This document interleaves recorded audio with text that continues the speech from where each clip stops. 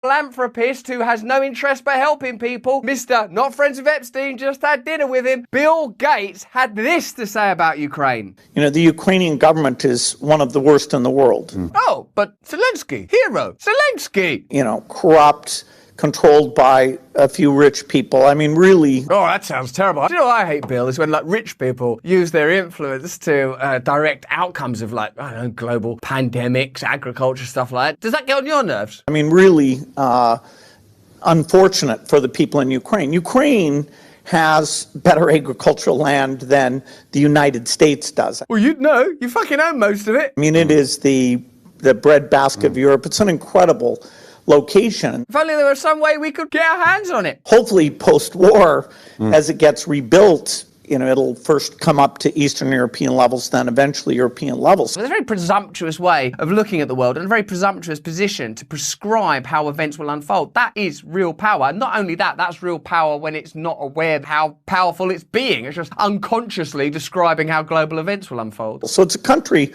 that has a lot of promise. Lot of promise. And I promise I'm going to take some of it. Okay, so you heard Bill Gates just then. Ukraine is one of the most corrupt governments in the world. Remember, I'm not saying that Ukrainian people shouldn't be helped. Of course they bloody well should be helped. It's terrible, terrible that they're suffering in this war. But saying Ukraine was corrupt, back in 2015, even mainstream media news outfits would tell you, look at this headline. It was accepted that it was a corrupt country. And in fact, the 2014 coup, you know about this stuff now, don't you? You know about how complex their politics is. So we're not dealing with just Ukraine are the goodies and Russia are the baddies. It's a bit more complicated than that. So it shouldn't be turned into a saccharine Hollywood narrative with Zelensky turning up at the Golden Globes and being given Oscars for a war. Ladies and gentlemen, dear participants of the 80th Golden Globe Award ceremony. The Golden Globes, at best, is a frivolous, hopeless, awful waste of time. Gratifying it with the presence of a political leader during a war.